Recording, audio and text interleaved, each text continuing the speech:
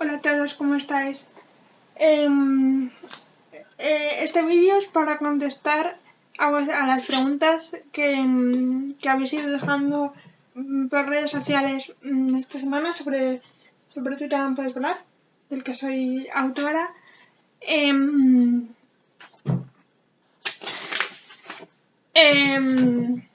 Y lo primero, antes de pasar a las preguntas, es pediros disculpas porque en principio esto iba a ser un vídeo en directo, pero ha habido problemas técnicos y no hemos podido hacerlo de esta manera.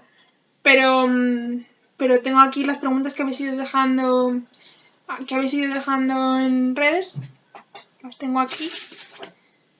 Voy a intentar no mirar mucho para abajo, pero están aquí. Si veis que miro para abajo es porque estoy leyéndolas. Pero antes de pasar las preguntas, y eso, después de pediros disculpas, lo sentimos mucho. Me hacía mucha ilusión que el vídeo fuera en directo, pero no ha podido ser. Venimos a hablar de Tú también puedes volar. Que para quienes no hayan leído el libro ni conozcan la historia, es una novela que va que habla de Diana, que es su protagonista, que tiene parálisis cerebral, que es un trastorno del movimiento que afecta a la coordinación de los músculos y de las extremidades en general, y entre otras cosas provoca que se tenga como ver en silla de ruedas, como es mi caso. De la parte de Diana nos encontramos también con David y Noelia, que son compañeros suyos de clase, que siempre han pensado que son muy diferentes a ella, hasta que un día a Diana, quiero decir, hasta que un día por casualidades de la vida, muy desafortunadas, tienen un accidente y tienen que aprender a convivir con las consecuencias de este accidente, con las secuelas que les provoca. Si veis que levanto mucho las manos cuando hablo, es que es una de las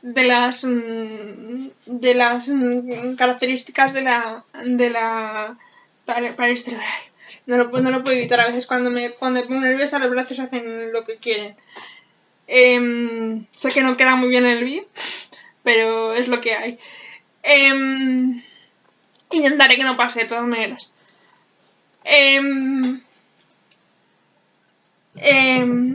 Y eso, una vez dicho esto, que todos conocemos más o menos cuál es la historia de Diana, o sea, del libro, deciros que este vídeo se está grabando conmemorando el año de publicación del libro, que cumple justo un año, y queríamos hacer algo especial, por eso tengo aquí vuestras preguntas para contestarlas. Y si tuvierais alguna pregunta más ahora mientras veis el vídeo que queréis que os conteste, podéis dejarlas en comentarios ahí abajo. Y yo las contesto cuando pueda. Y sin más, pasamos a las preguntas. Luis de Albacete me pregunta sobre... Perdón, que el móvil está aquí haciendo de las suyas. Me pregunta sobre cómo fue cómo fue la experiencia de aprender a escribir el libro. Fue muy bonito, pero también muy, muy duro.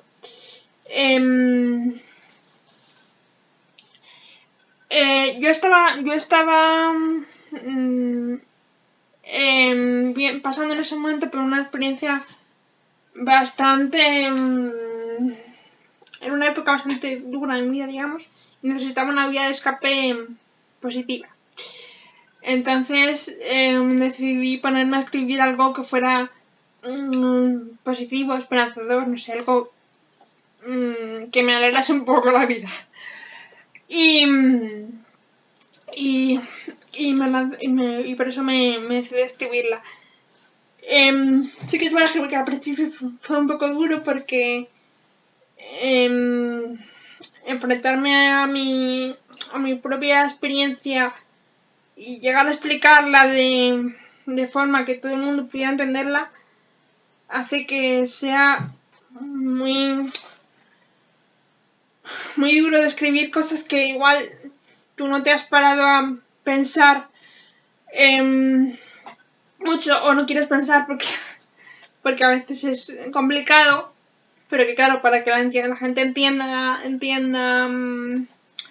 lo que es vivir con una discapacidad, pues tienes que hablar de ello. Entonces sí que fue duro al principio, sobre todo por el tema de Diana, pero una vez pasé esos primeros capítulos fue muy bonito y desde luego no me arrepiento de haberlo hecho. Muchas gracias a Luis por la pregunta. Bueno, por las preguntas. Luego María me pregunta desde Facebook que cuál era la idea principal que quería transmitir con el libro. Pues en principio yo creo que tanto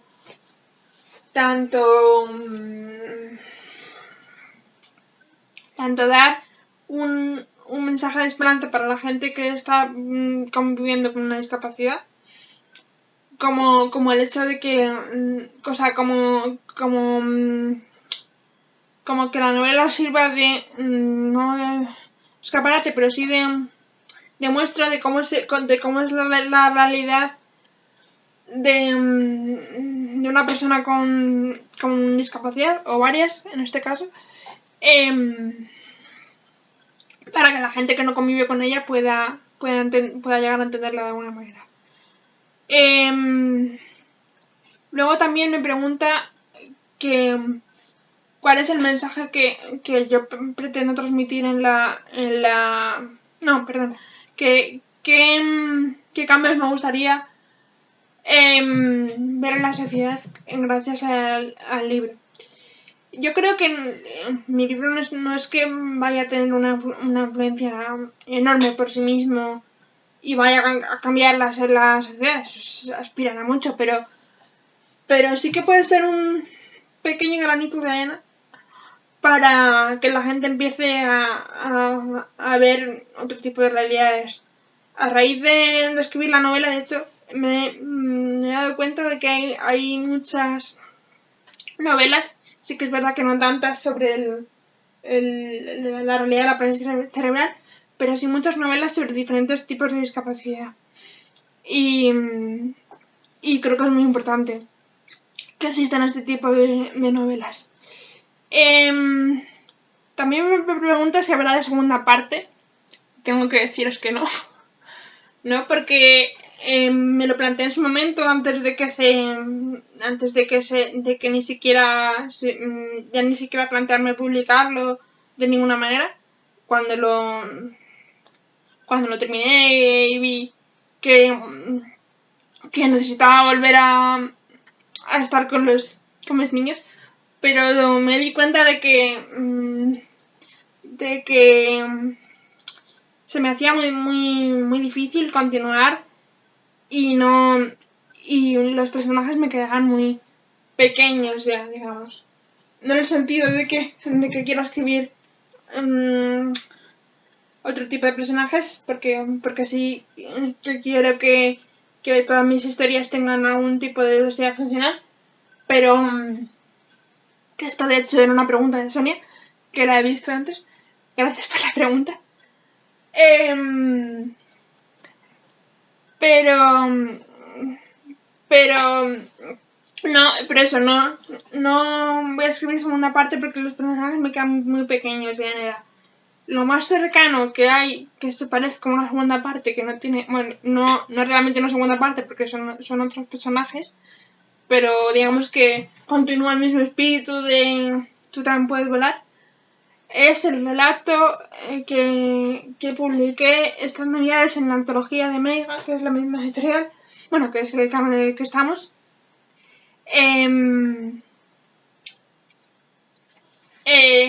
El relato se llama Nieve por Navidad Y sí que intenté transmitir el mismo espíritu de esperanza y superación y tal en este relato. Pero con ellos no... O sea, de Diana y compañía no va a haber más aventuras. Lo siento.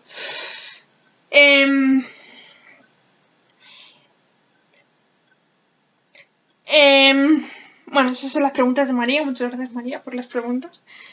Y pasando a Sonia y Teresa, que preguntan un poco lo mismo. Me preguntan sobre el proceso creativo y cuánto ha durado y demás. Teresa, que por cierto es compañera editorial. Muchas gracias por preguntar, compi.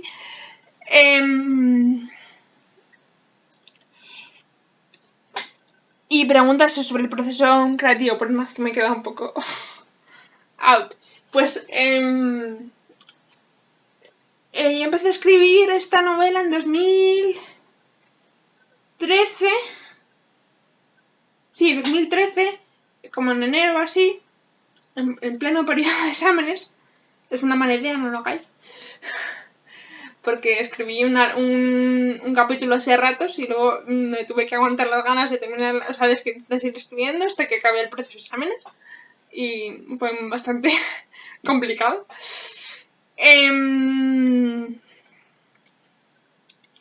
Y la terminé en septiembre de 2014. Sí, 2014. Sí, pues año y 9 meses más o menos. Metiendo en medio también cierto proceso de documentación, porque como no podía seguir escribiendo mientras estudiabas, a ratos intentaba buscar información sobre los trastornos que tienen David y Noelia, que no os voy a decir cuáles son porque es un poco spoiler, pero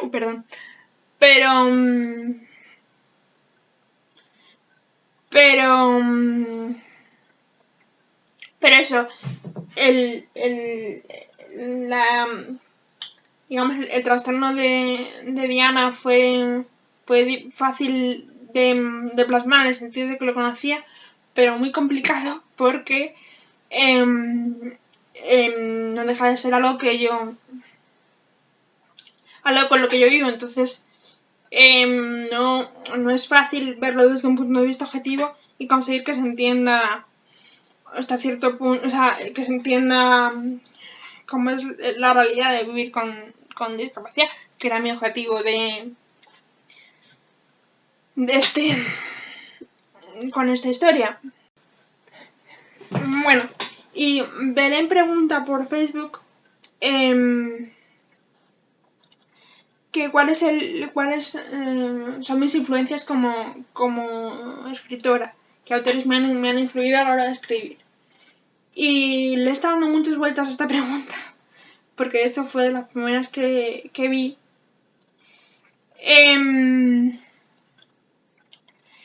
Pero no he sabido dar con una influencia clara. Alguna tiene que haber, por narices, porque yo leo mucho, como yo creo que hacemos todos los escritores, o deberíamos hacer. Pero quizás la única que se me ocurre es Jordi Serifabra, porque yo en la época en la que escribí Tú también puedes volar, leía muchísimo a Jordi. Y Jordi tiene una forma muy peculiar de escribir diálogos. Y quizás sí que me ha influido un poco en ese sentido. Yo creo que aprendí a escribir diálogos con Jordi. Sí que es verdad que no mete muchas acotaciones y yo soy una de las acotaciones. Pero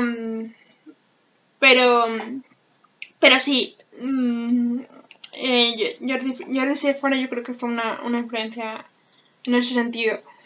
Y quizás Laura Gallego también, aunque Laura escribe fantasía y yo sobre todo escribo realismo.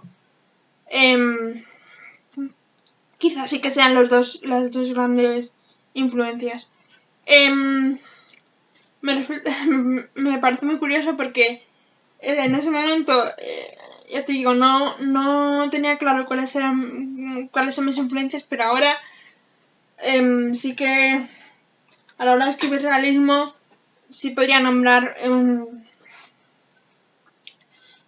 como influencias a Andrea Tomé, Alba Quintas, Beatriz Esteban y todas estas autoras de mi generación, digamos, porque tenemos más o menos la misma edad, que están bueno, que llevan ya, porque ya llevan ya unos años escribiendo realismo con una sensibilidad y una capacidad de mostrar la realidad de forma muy curiosa, o sea, muy curiosa, no, perdón, muy bonita y muy importante, con mucha sensibilidad.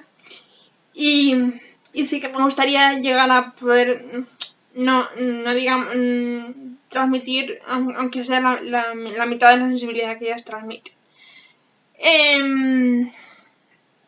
Pasando, muchas gracias por tu pregunta, Belén.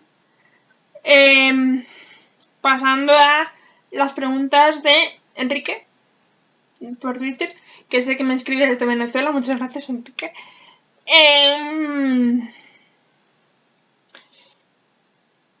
Pregunta varias cosas, pero la primera es ¿qué cualidades de mí querría tener Diana?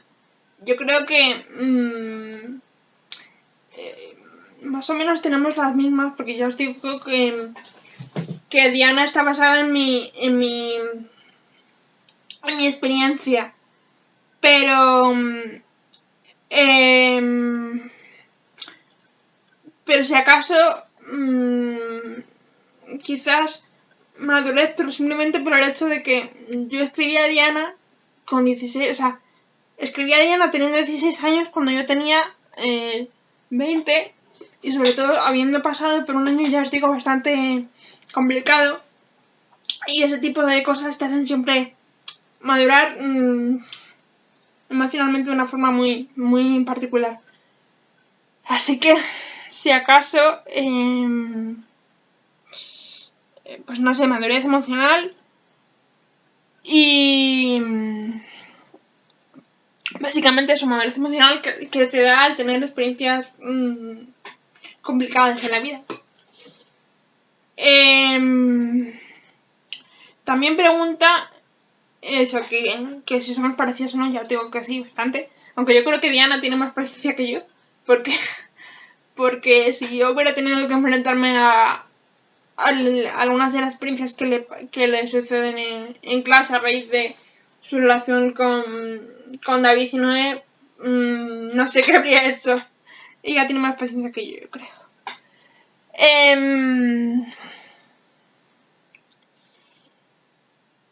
Y luego pregunta pregunta sobre el final, pero es que no, de eso no sé si puedo hablar porque sería un poco spoiler. Así que yo creo que vamos a pasar a más preguntas. Sobre el final, si quieres te contesto por privado, Enrique. Y Irati me pregunta si alguna vez me he visto discriminada como escritora por el hecho de tener discapacidad. Y lo cierto es que no, realmente no. Sí que he vivido alguna experiencia un poco complicada en el sentido de que los primeros eventos que hicimos con la editorial y demás fueron en librerías, y por si no lo sabéis, el 95% de las librerías de Madrid no son accesibles para sillas de ruedas porque tienen escalones en la entrada. Entonces, son accesibles si vas con una silla manual como la que yo tengo ahora mismo, pero yo cuando salgo o sea, cuando estoy fuera de casa y quiero ser más independiente, uso una silla eléctrica, que subir escalones no. Entonces, sí que fue un poco, no complicado, pero un poco frustrante el hecho de no poder usar la silla que yo hubiese querido. Que yo sé que eso no es cosa de tanto de la editorial, porque ya os digo que muchísimas librerías no son accesibles. Me consta que mi editora Lizzie ya tiene esto en cuenta para futuros eventos y pretende siempre que sea accesible, porque es la primera que sabe que si no yo no puedo acudir.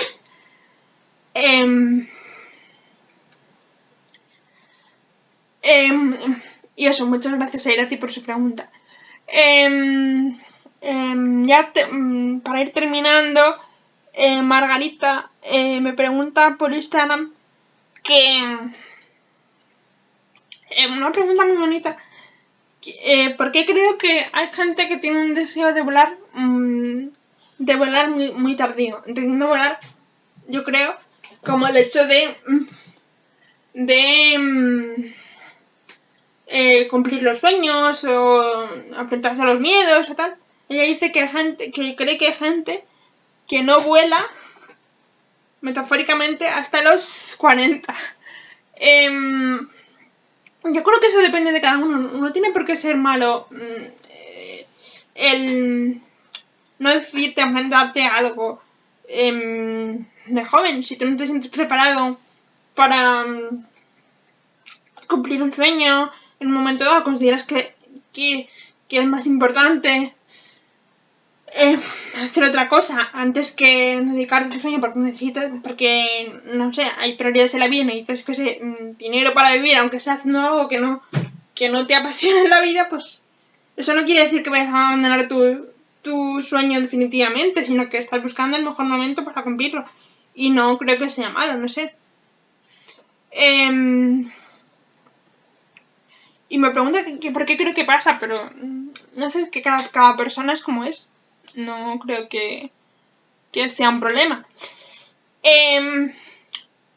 Y la última pregunta es de recuerdos a Isen, también de Instagram, que también va en este sentido así metafórico, muy, muy bonita para acabar. Que pregunta ¿cuál es el peor enemigo que pueden tener las personas para no querer volar? Él habla de que hay gente que incluso pudiendo volar o cumplir sus sueños no lo hacen. Pregunta qué consejo les daría. Como le decía a Margarita antes, muchas gracias por la pregunta, Margarita, por cierto. Yo no creo que sea malo el no querer cumplir tu sueño en un momento dado. Cada uno sabe cuándo está preparado para enfrentarse a sus miedos, no sé. Yo sobre consejo a dar, yo creo que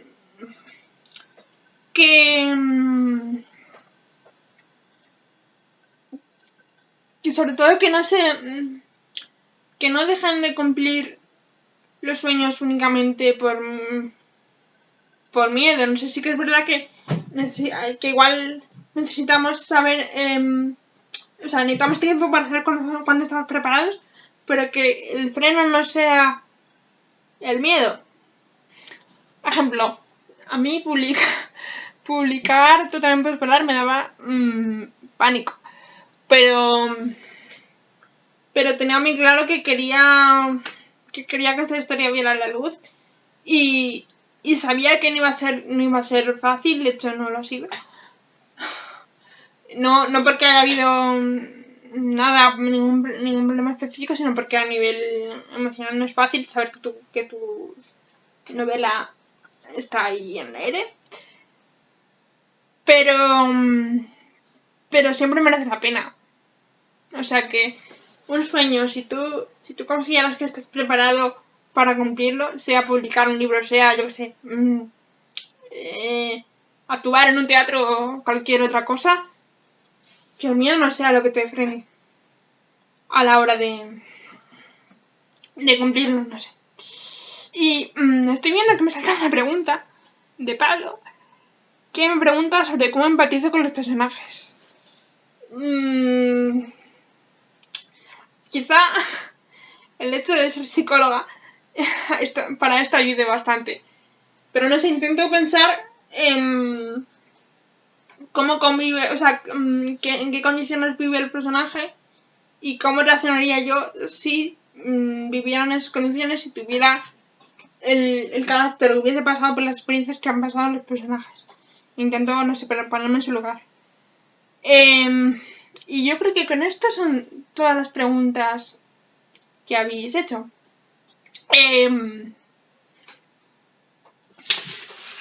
Sí, pues nada. Muchas gracias por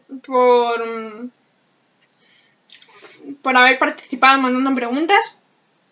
Y como os decía antes, si queréis dejarlas si tenéis más preguntas y pensabais hacerlas en el directo pero no habéis podido, podéis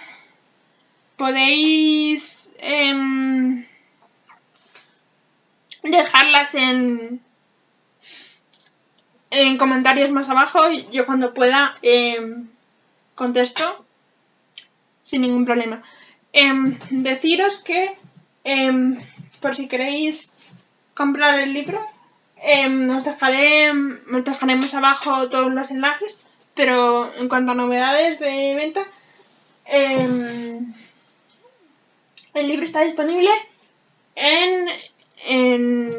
tanto en la plataforma de venta de Mega Ediciones online, en su página web, como en Amazon, como en Lecto y como en Nubico, que eso ha sido una novedad desde un par de meses. Está disponible en la plataforma de, no sé cómo se llama, de lecturas o de tarifa plana de Nubico. Es parecida al Kindle Unlimited en Amazon. Vosotros podéis leerla sin pagar más accediendo a esa plataforma, y si no creo que está en digital a 3 euros o así, igual que en Amazon y en Lectu. El físico sí que es un poquito más caro, son 15, pero merece la pena porque tiene, aparte de esta maravillosa portada que veis aquí, tiene dibujitos de mariposas dentro. Y no sé, creo que es una historia muy bonita, o sea, muy bonita como para ser de estas que luego quieres abrazar cuando terminas. Y no lo digo porque sea mi hijo, pero eso. Y nada, nada más.